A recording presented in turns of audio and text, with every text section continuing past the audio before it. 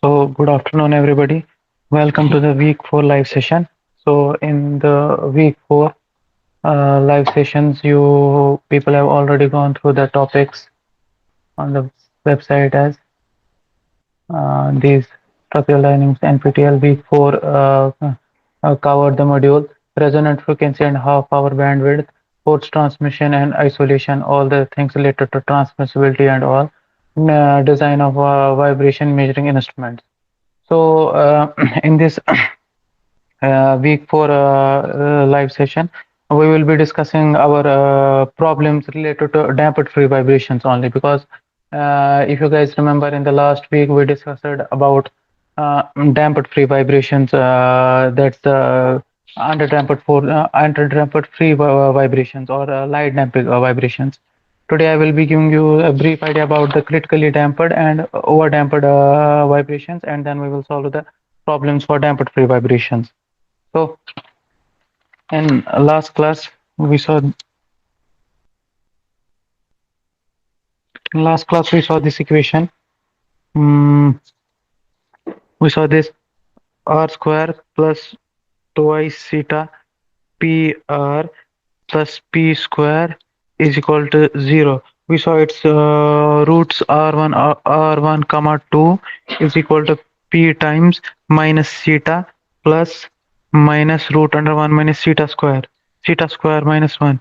Okay, we saw that the type of the motion depended upon the value of the theta, whether theta is less than 1, theta is greater than 1, or theta is equal to 1. So I also showed a full derivation of the things when theta was less than 1. We derived everything for this case, theta less than 1, and it was known as light damping or subcritically damped motion. So what if the value of the theta damping ratio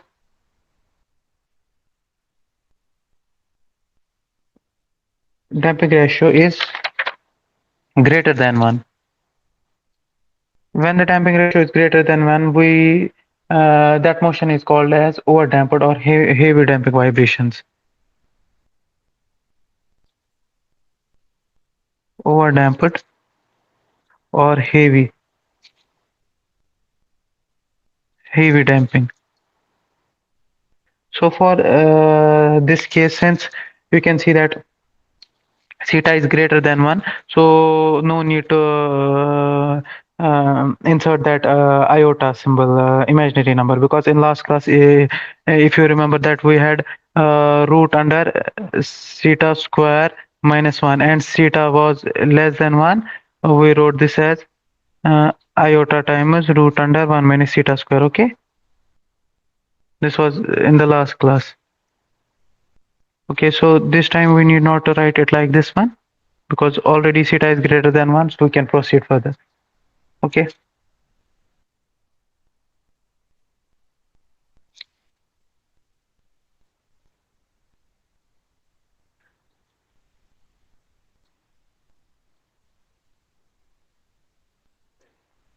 Now here, when theta is greater than 1, we have two roots r1 comma r2 will be equal to uh, p times minus theta plus minus root under theta square minus 1. Okay, theta square minus 1.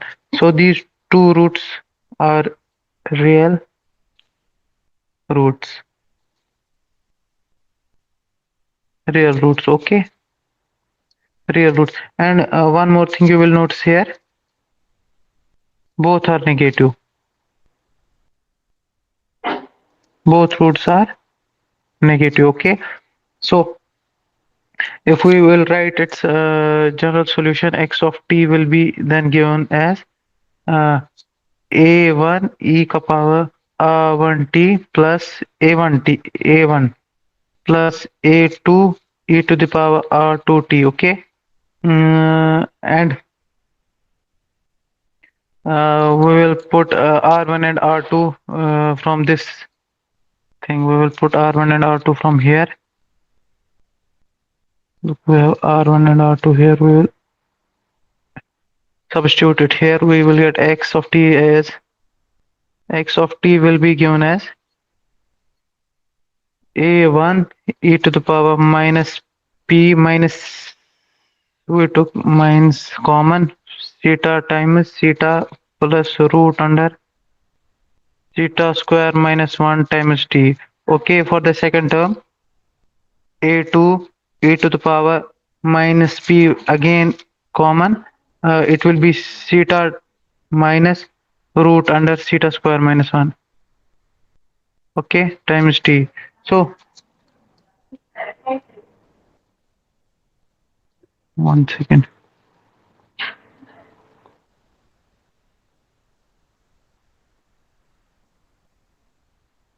Okay, I have this one. So if we will look carefully at these two terms of a1 and a2, both the two terms are exponentially decaying. Okay, here both terms are, both terms are exponentially decaying terms. Both terms are exponentially decaying terms. So in this case of vibrations, there will be no oscillations.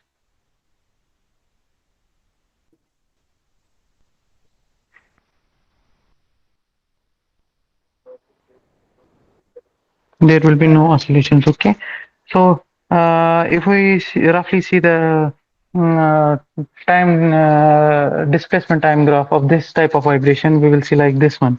A curve will be like this. Okay, this time axis. Okay, so our graph will be decaying with time all the time. So there will be hardly any oscillations going on there. Okay, so we'll have this time axis and this response displacement x of t. Okay, so this type of damping we use in automatically closing doors. Okay, so its use is in used in automatically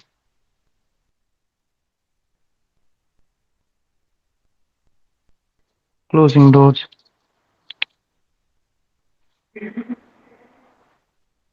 Okay, we have then another type of motion, critically damped. So in systems where, so first I have to write here, this was case one, huh? Case two, case one we already studied, okay, last week. This was case two, okay. Now we will have case three. Case three will be like this when theta will be exactly equal to 1, okay. So when theta is exactly equal to 1, we have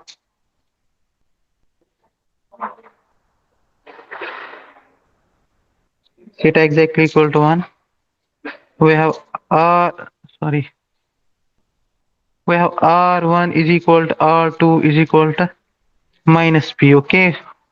You have to substitute theta equals 1 here, okay.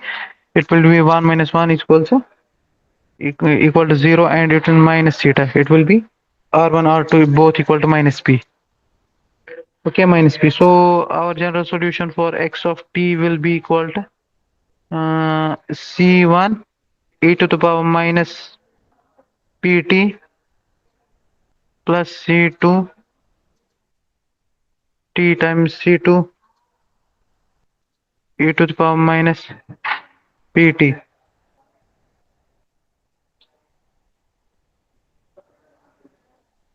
Okay, so if the initial conditions are given, that is initial displacement is given as x naught and initial velocity is given as v naught, okay, then our response will, if we substitute first these two things in above equation, we will get our c1 coefficient as x naught, and we have to substitute for x dot t, okay, we will differentiate it once.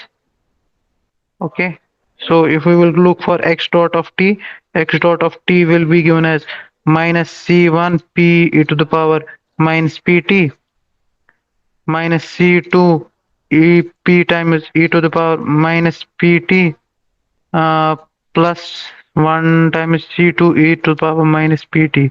Okay, substituting v naught here, x dot t of 0 is equal to v naught. V naught will be equal to minus c1 minus c2. Okay, and so from this we will get c2 as v naught plus x naught p. Okay, so we got our both the constants c1 as x naught and c2 as v naught plus x naught p. Okay, substituting both of them in the initial equation, we will have a response x of t as x naught e to the power minus pt plus v naught plus x naught p times t e to the power minus pt. Okay, so taking e to the power minus pt as common, we have uh, pt plus 1 times x naught plus v naught t whole times e to the power minus pt. This is the total response for our overdamped system, or critical for critically damped system. Okay, this one. So for critically damped system, this type of system may oscillate once. This type of system can have one oscillation, one oscillation before coming to rest.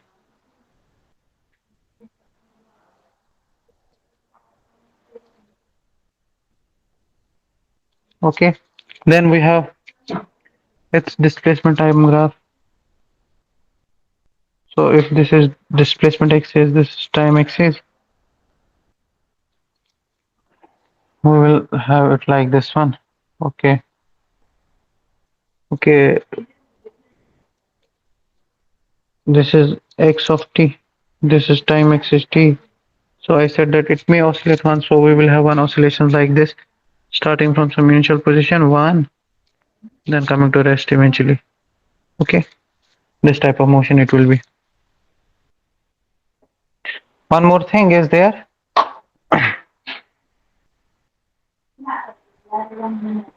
Okay, so the value of C at damping ratio theta is equal to 1 is known as critical coefficient of damping. Okay, when theta is equal to 1, the damping coefficient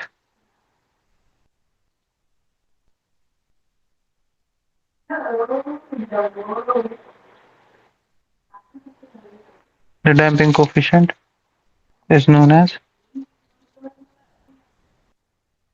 critical damping coefficient.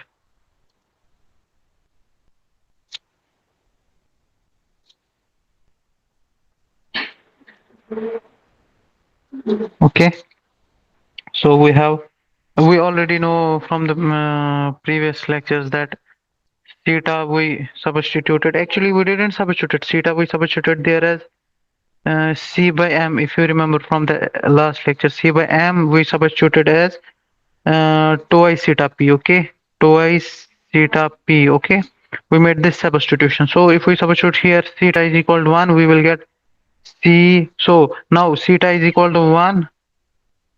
Our C will turn into CC. Okay, critical coefficient of damping. Okay, now CC will be given as 2 into 1 pm. Okay, 2 pm. This is the one equation. We can change its form once again. 2 p is called root under k by m. Okay, under root k by m times m, which will be solved to 2 root mk. Okay, these are the alternate forms. Okay, CC.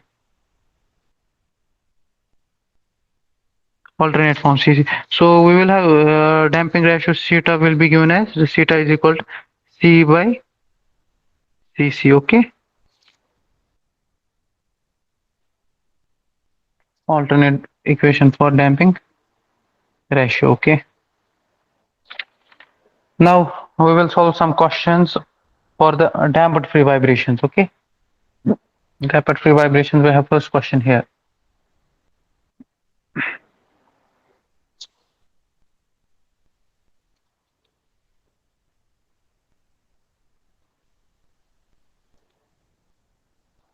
We have first problem one like this one.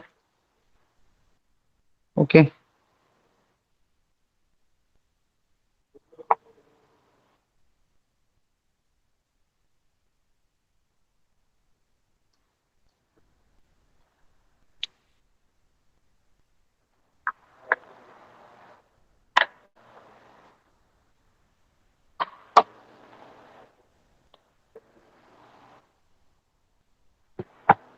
So for our first problem, you can see in the figure that the anvil of a forging hammer weighs 5,000 Newton and is mounted on a foundation that has a stiffness of 5 into 10 to the power 6 Newton per meter and a viscous damping constant of 10,000 Newton second per meter. Okay. During a particular forging operation, the top, that is the falling weight of the hammer, okay, weighing 1,000 Newton, is made to fall from a height of 2 meter onto the anvil. Okay, in the figure you can see. So, if the anvil is at rest before the impact by the top, determine the response of the anvil after the impact. Assume the coefficient of restitution between the anvil and top is zero point 0.4. So the problem is very interesting. Here in the figure you can see that. Okay, let me mark the things. So this thing, the thing with capital mass M is anvil. Okay, okay, and the thing, this one. Okay, this is the top. Actually, this top, what is top? This is actually a falling hammer that falls from a certain height onto the anvil. Okay. So for this thing, this top falls from a height of 2 meter onto this anvil. Okay. We have to find. So what? The coefficient of restoration is given as zero point 0.4. During a particular formula, the fall on the height of the anvil is. Okay, we have to just find the response of this anvil after the impact. When this top falls on this anvil, we have to find the response. Okay, so we will be doing it. There are certain physics concepts that will be incorporated in this problem. First is the conservation of principle of conservation of linear momentum, and another will be the conservation of energy, and another will be for the elastic collisions. Okay, these three concepts will be incorporating into our problem. Okay, so firstly, let me denote certain quantities. So for this top mass, small mass m, T subscript denotes top. Okay, Vt1 will be initial velocity. Let me write here. Okay, 1 second. Okay, uh, Vt1, okay, denotes velocity of top before impact.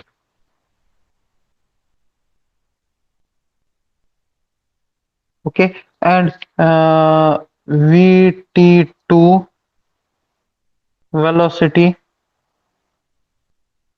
of top after impact.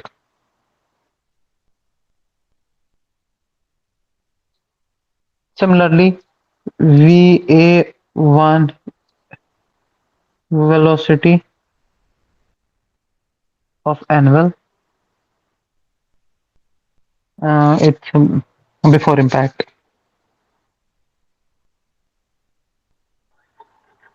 Similarly, writing in the same manner, Va2 will be the velocity of anvil after impact. Okay, from the question we can find certain quantities. beforehand. Okay, if you will carefully look into the question, during a particular forging operation, the top, that's the falling weight of the hammer weighing 1000 newton, is made to fall from a height of 2 meter onto the anvil. Okay, if the anvil is at rest before impact, so it's at rest, so va1 will be surely zero initially. Okay, we got this quantity. One more thing, we will write small m is the mass of top, and M is the mass of anvil.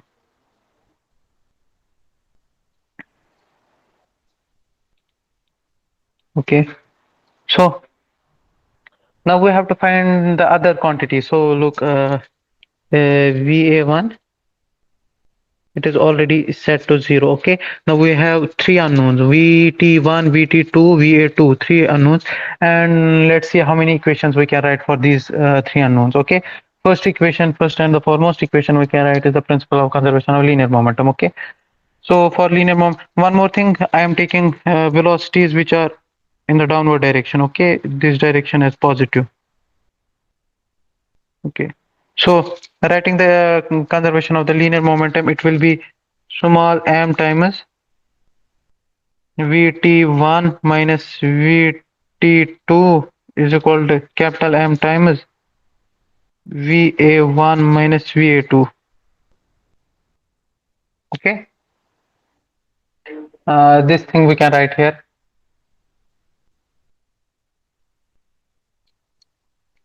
Here I wrote it a little bit wrong. We have va2 minus. Okay, we have VA2 minus VA1. Okay, so this is the first equation we wrote here. Okay, first equation.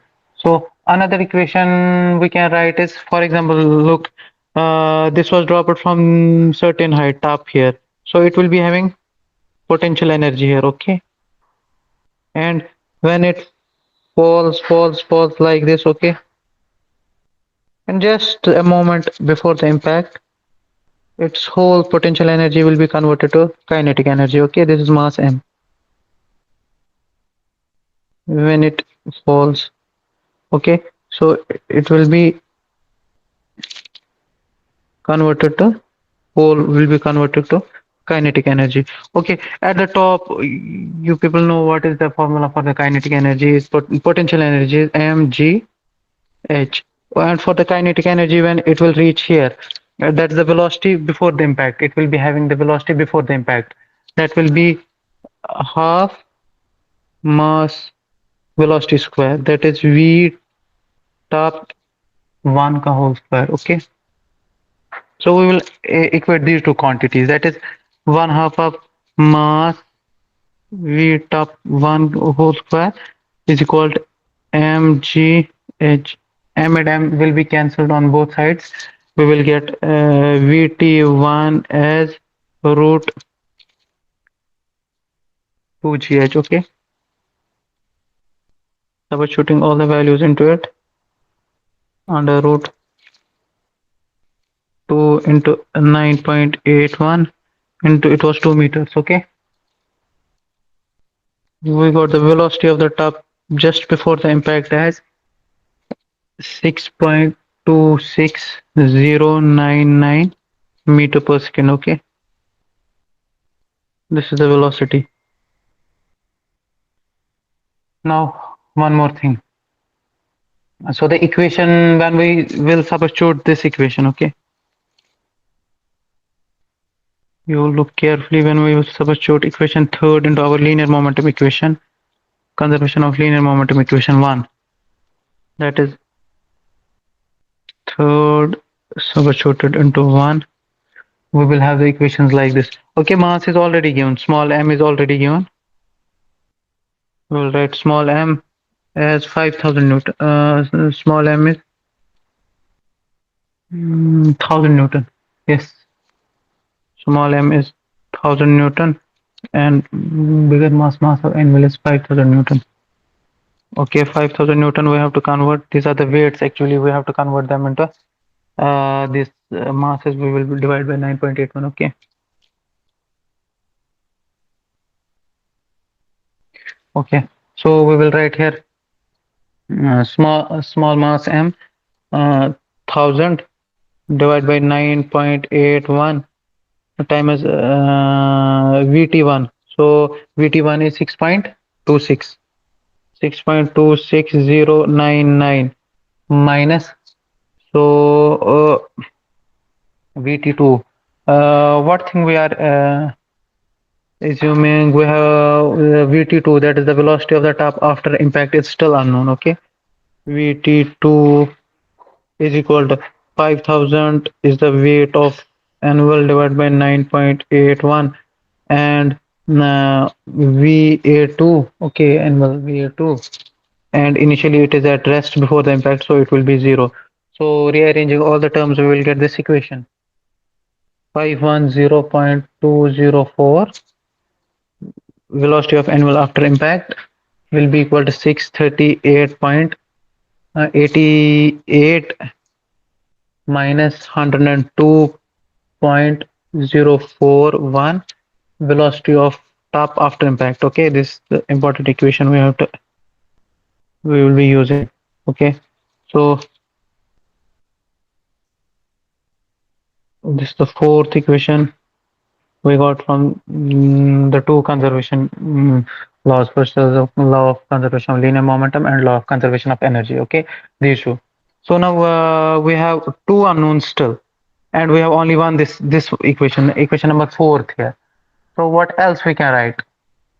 So from looking at the question, we have there is one more information given, that the coefficient of restitution is zero point 0.4. So coefficient of restitution,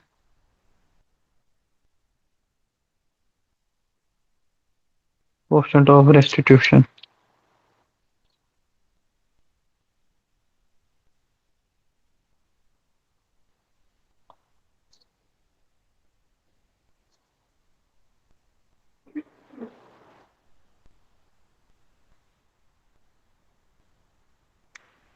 restitution we have given as, that is denoted by small e.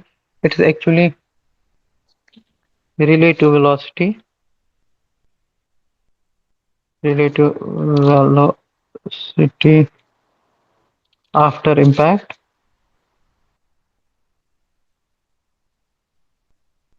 divided by relative velocity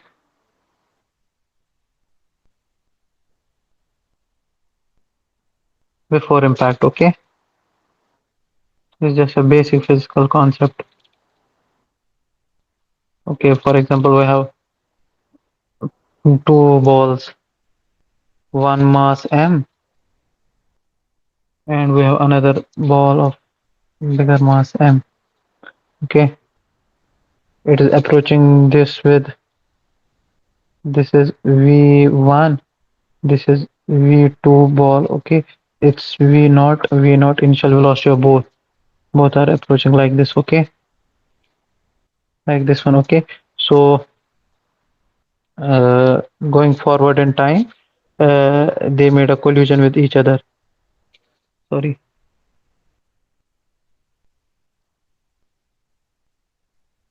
Okay, we have another ball of mass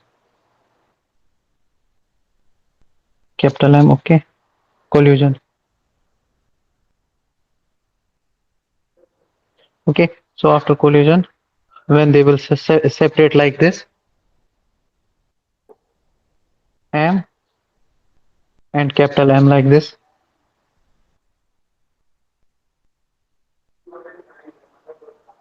So let the velocity after the impact be v1 and v2, and both velocities in this direction. So if you will find the relative velocity after impact will be v2 minus v1, and relative velocity before the impact will be v naught. So let it be Vx both. Okay, not out. Vx2 v minus Vx1, and relative velocity before impact will be v02 minus v01. Same we will be writing for anvil and this top, like this same thing. R will be equal to relative velocity after the impact.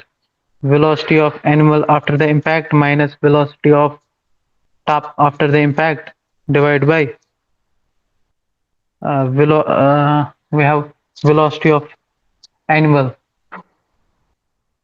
before the impact minus velocity of top before the impact. Okay, we are writing the normal things here.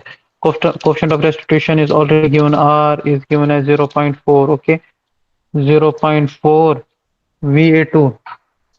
So VA2 minus VT2 divided by annual is initially at rest before the impact, so it will be 0. And we will get here as minus VT1. Okay, VT1 is 6.26. 6.260909. Okay, this thing.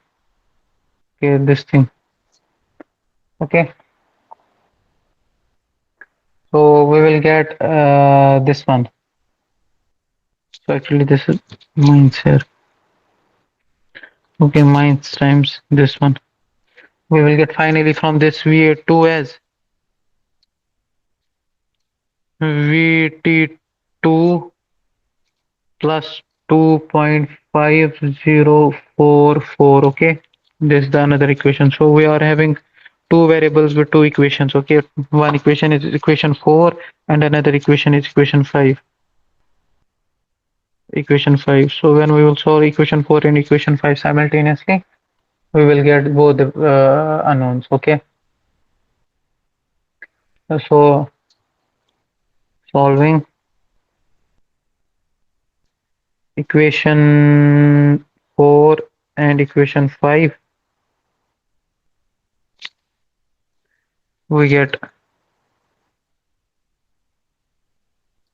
velocity of animal after the impact.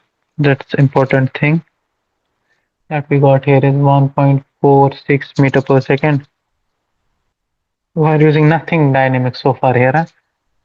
Huh? Velocity of top after the impact VT2 is equal to minus 1.04, just 11th class physics, 35 meter per second. Okay, these are the two important things we deduced here. Okay, this one and this two.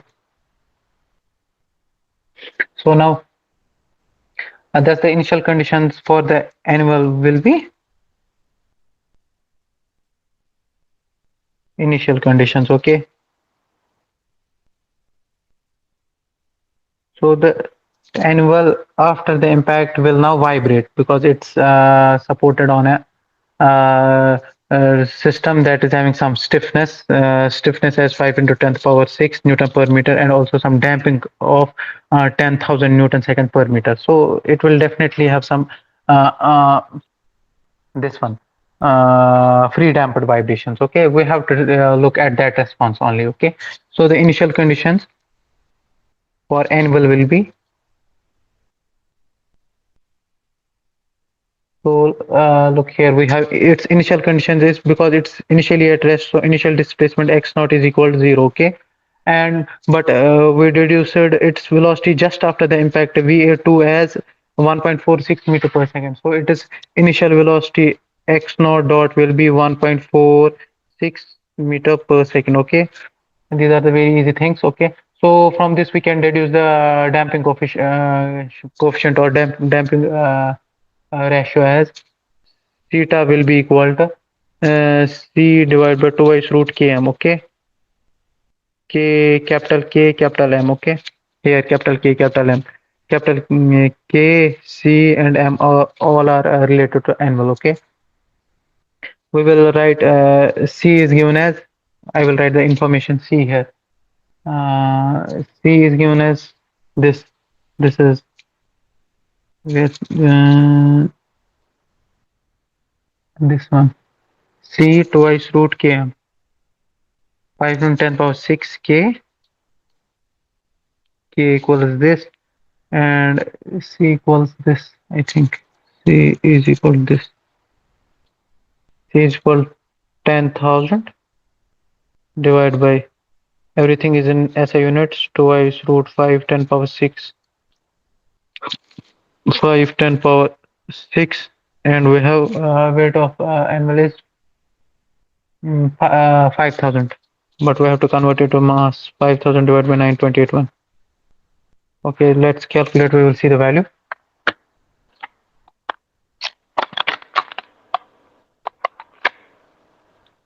We have 10,000 divided by 2 under root 5 10 power 6 multiplied by 5,000 divided by 9.81. Okay, we will get 0.09 0.09 899. Okay, damping ratio. Okay, so damping ratio is about 9%. Okay, 9.9%, 10%. 9.99%. Okay, approximately. Okay, something. So this is the important value we got to see its damped free response. Okay, and undampened and damped natural frequencies we can easily calculate as undampened natural frequency. Undampened natural frequency as that is undampened natural frequency is given by omega n is given by under root stiffness of the system divided by the mass of the system. Okay, and we can calculate this value easily as uh, k is 5 in 10 power 6. It's huge value, really stiff system. Mass is 5,000 divided by 9.81. Okay, when you will work out with this calculation, you will get 98.99 radians per second. Okay, this is, and damped one will be damped natural frequency.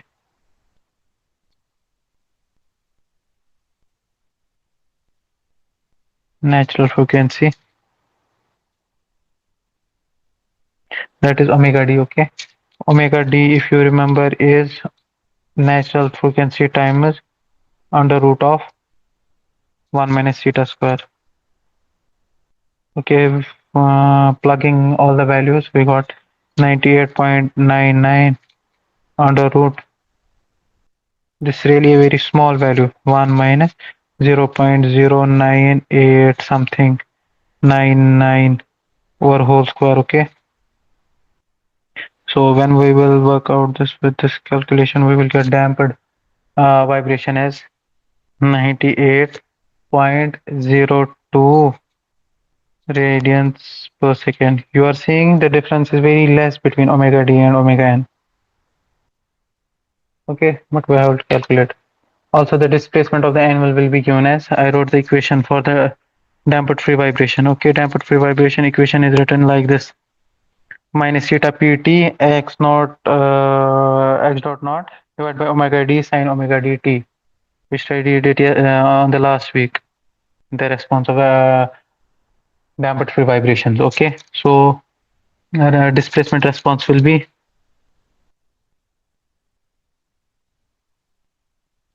displacement response will be we will be having displacement response x of t will be given as e to the power minus theta omega n t, and then we will have uh, x naught dot divided by omega n, no sorry, omega d sine omega d t. We will put all the values here. E to the power minus theta 0.098, omega n is 98.99, and t is there already. T, we will have initial velocity of animal as this one, 2 point something was there, 1.46. Oh sorry, 1.46 divided by omega d we got is 98.02 sine omega 98.02 t. So the final equation for the response of this system, although it will be a decaying response because decaying term is there, no? It is pretty large, that is e to the power minus 9. Okay, 9.79 9 t times 0.015 sine 98.025 t meter. Okay, this will be the response of our anvil after it is being hit by hammer. Okay, so if you will try to sketch this graph, or you will plot this graph in MATLAB for different values of t, you people will get a graph like this that I already showed you yesterday. Let me redraw it here. So you will be having displacement axis like this. You will be having time axis like this. Okay, this is time. This is the response of annual time. So you people will be having this decaying response. We will be getting response like this.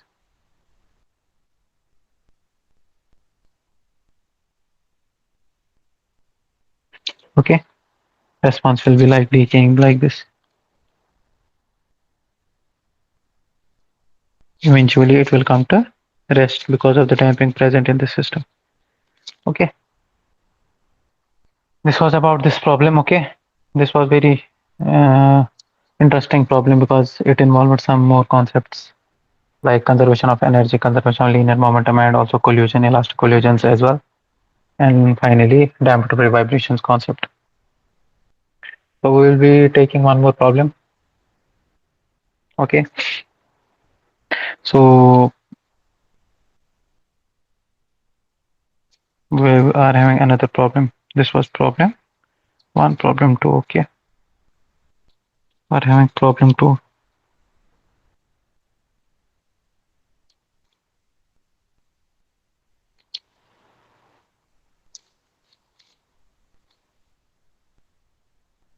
Okay, so in problem two, you people can see clearly. An underdamped shock absorber is to be designed for a motorcycle of mass 200 kg.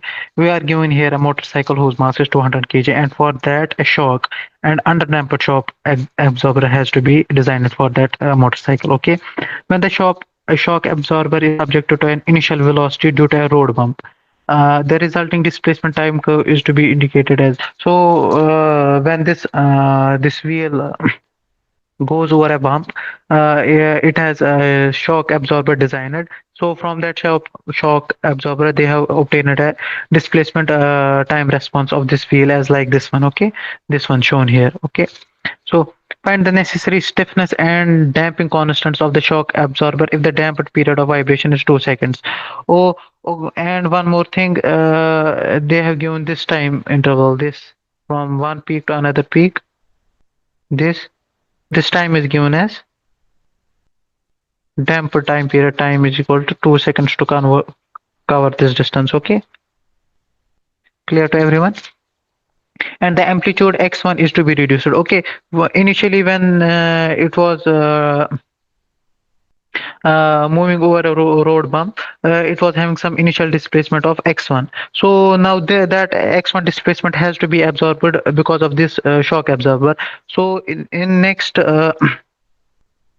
next half cycle, this the amplitude should be reduced to 1/4. So you people are looking here, this is cycle is starting from here and up to half cycle like this one. Okay, this one I will write clearly here. Okay, here. So in next half cycle, that is displacement after x1 plus half cycle will travel after it. Half cycle. So it will become x 1.5 after time half cycle x 1.5, and it should reduce to the 1/4 of the initial displacement, 1/4 of x1. Okay, and same should continue into the subsequent half cycles. So what we have information we are having here is we are having mass of the motorcycle 200 kg. Okay,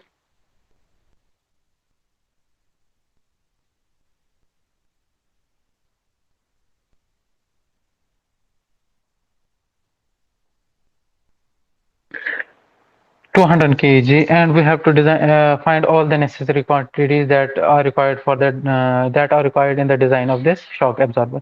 So this shock absorber, we can treat it as a single degree of freedom system. You people can see here there are two springs, K2 K by 2 and K by 2, and one dashpot attached at C there. Okay. But we can easily treat this system as a single degree of freedom system, because when it will be traveling here on the road bump, reaction force will be induced from this one, and this I mean to say that this piston or this axle of the wheel will be having predominantly motion in only one direction, like this to and fro. Okay, so we will be treating it as a single degree of freedom system. Mass is this, and amplitude. One more thing, after 1.5 cycle is 1 plus next half cycle is 1.5.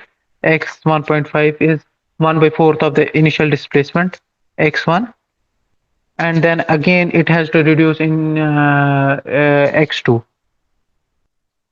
X2 will be again here x 1.5 divided by 4. Okay, x2 in next one cycle, in next one and a half cycle, 1.4. Okay, 1.5 divided by 4, and it will be x1 divided by 16. So we'll be using here the concept of logarithmic decrement. Okay, so we are having x1 and x2, x1 as x1, and x2 is x1 by 16. So we are having the formula for the logarithmic decrement as delta is equal to natural log of x1 by x2. It is equal to, last week we studied this formula, 2 pi theta root under 1 minus theta square. Okay,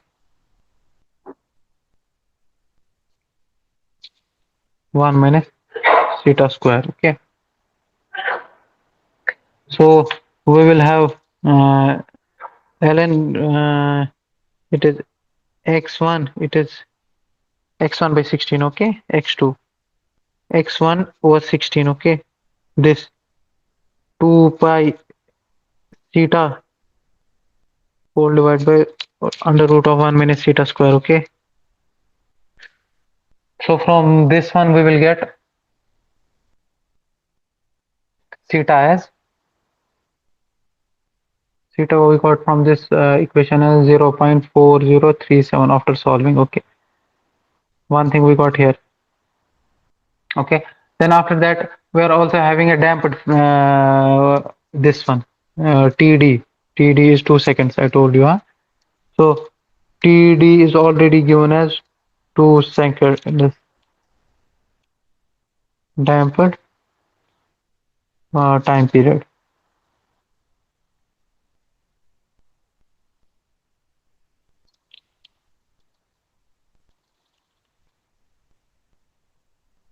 So damped time period is already given there.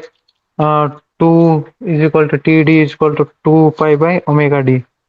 Okay, omega d we know, 2 pi, omega d is omega natural, omega n under root of 1 minus theta square. Now we have to come 1 minus theta square. Okay, from this we will get omega natural as natural frequency of vibration of this system as 2 pi over 2 times under root of 1 minus 0.4037 over whole square. Okay, got this value, and it will be 3.4338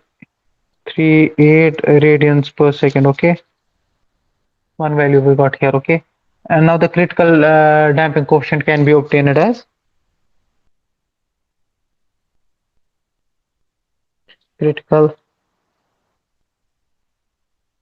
damping coefficient. Okay, we know the formula for CC is equal to twice m omega n. Okay, twice m omega n, and it has another alternate formula, twice under root mk.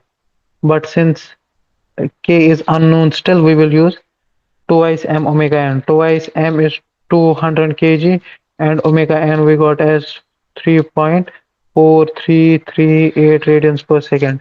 Everything is consistent in units, so we will be writing Cc as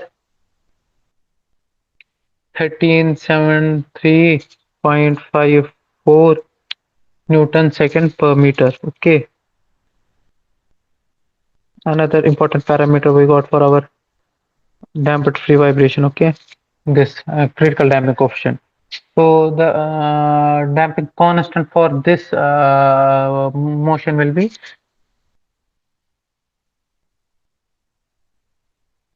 damping constant. Okay, so we know the damping ratio is the ratio of the damping constant divided by the critical damping constant Cc. Okay, we can easily obtain damping constant for this system as theta Cc. That will be equal to theta 0. Okay, 0.4037. Okay, 0.4037 times 1373.54. Okay, important parameter of our system C we will get from this is 554.4981 Newton second per meter. Okay,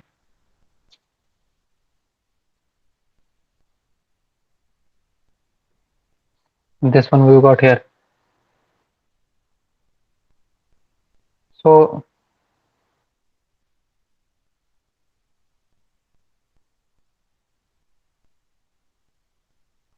stiffness we will get by this term.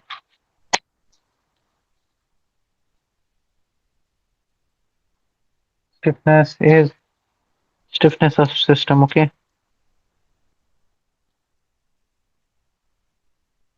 stiffness of system. Omega n is equal to under root of k over m.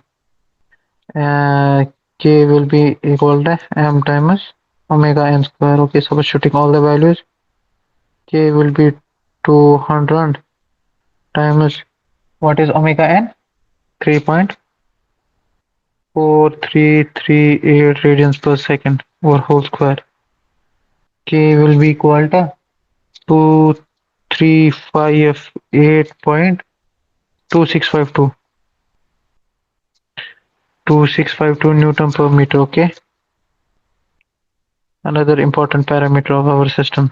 Okay, so we got all the important parameters for design of the short shock absorber. Okay, we got stiffness, we got damping. Okay, but it's not, question is not over here only. We have to uh, also find the minimum initial velocity that leads to a maximum displacement of 250 mm. So we have to find the minimum initial velocity that leads to a displacement of 250 mm in this shock absorber system. Okay, so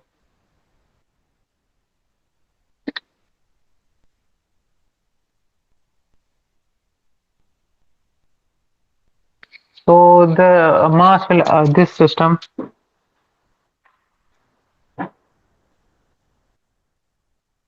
will attain maximum displacement.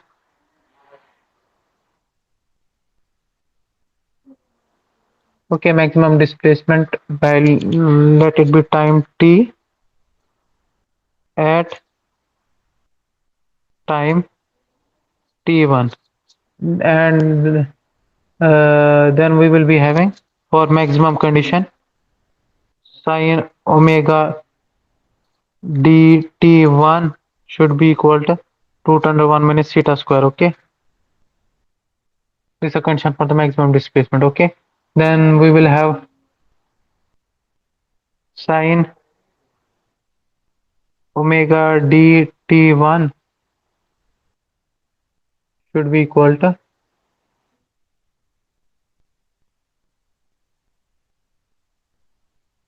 under root what is damping ratio 1 minus 0.4037 over whole square. So we will be having substituting omega also, okay?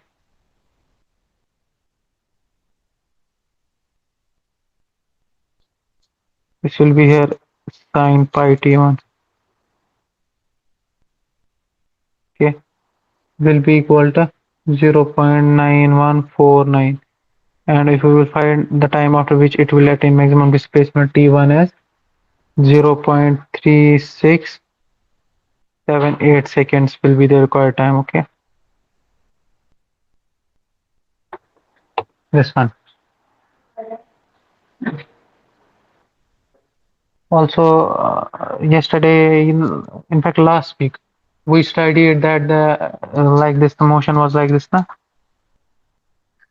Like this is displacement axis, this is time axis, this is displacement axis, x of t. We saw here like the displacement was varying like this, okay, like this. It was decaying all the time because it's decaying motion. Okay, like this. We saw there the equation for this envelope. Okay, envelope that is line touching the maximum points. In fact, we have to write. It's not a straight because it's this one exponential decay. We have to make it a little bit curved. So we have this one. Okay. So the equation for this is I showed it that day only. Okay. Equation for this is x. Sorry, x is equal to root under 1 minus theta square x amplitude times e to the power minus theta omega n t. Okay, x of t.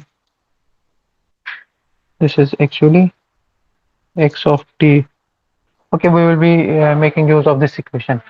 So our maximum amplitude we have to reach x is equal to 50 mm already given in question. Okay. Oh, so we will write 0.25, it will be in meter, will be equal to under root of 1 minus 0.4037 square, like this, x e to the power minus all the values. Theta is 0.4037 and we have to write omega d as 3.4 3 omega n, in fact 3.4 n, and time after it will reach is 0.36 seconds. Okay, so we will obtain the maximum displacement, initial maximum displacement x as equal to 0.4550 meter. Okay,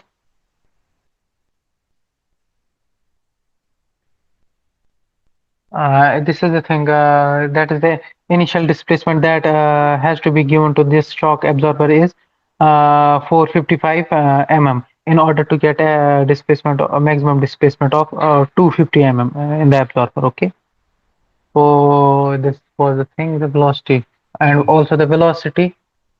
So we have to get the velocity also. Velocity of mass or motorcycle. Okay, it will be mass, can be obtained, can be. So we have a response of damped free vibration x of t as x e to the power minus theta omega n t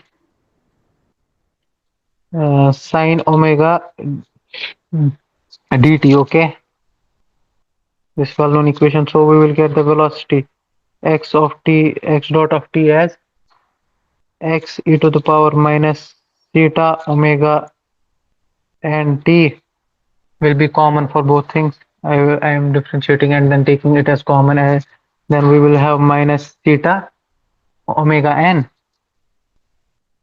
sine omega dt t plus omega d cos omega dt. Okay, it will be cos omega dt. Okay, these two things. So at t is equal to 0, at the rate t is equal to 0, we will get velocity as x dot t is equal to 0 as x dot 0. Substituting it here. So sine omega dt will be 0, omega d, it will be omega d. Okay. So the final value we will be getting as, and e to the power 0 is 1, we will be getting omega dx. Omega dx. Okay. So x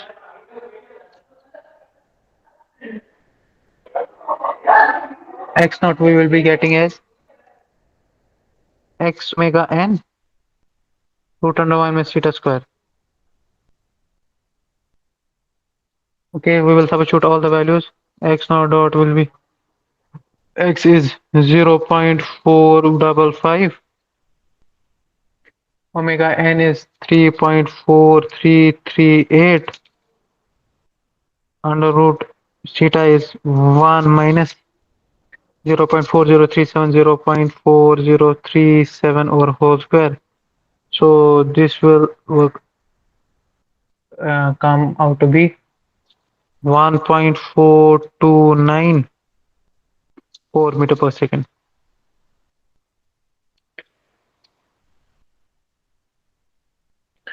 So based on the information that was given in the question, we derived all the necessary quantities for the design of this shock absorber, and this shock absorber has to be an underdamped shock absorber. That is, theta is less than 1. Okay, for the shock absorber, we were given initial displacement time history, and from that displacement time history, we deduced the damping ratio.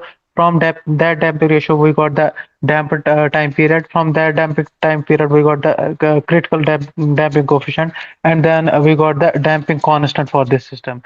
So damping constant we got, then we will get got the this stiffness of the system. Using these two things alone, we can design the shock absorber, that is C and stiffness K. Okay. So after that thing, in the question it was given that we have to find the time after which it will attain maximum amplitude. So for that we have a condition for maximum amplitude like this. And for all the maximum amplitudes after each successive interval of time, we have an equation of this envelope: x is equal to root under 1 minus theta square, x e to the power minus theta omega n t. So using that and implementing all the values into it, we were given that after some interval of time, the displacement into the shock absorber is 250 mm. So what should be the initial displacement that is to be induced by a bump, so as to have a maximum displacement of 250 mm. So using all this data, we get the value of initial displacement as 455 mm. And we are also required to find the initial velocity as using the same equation. We got the initial velocity at t is equal to 0 as 1.4294 meter per second. Okay, this was all for today. Thank you, everyone.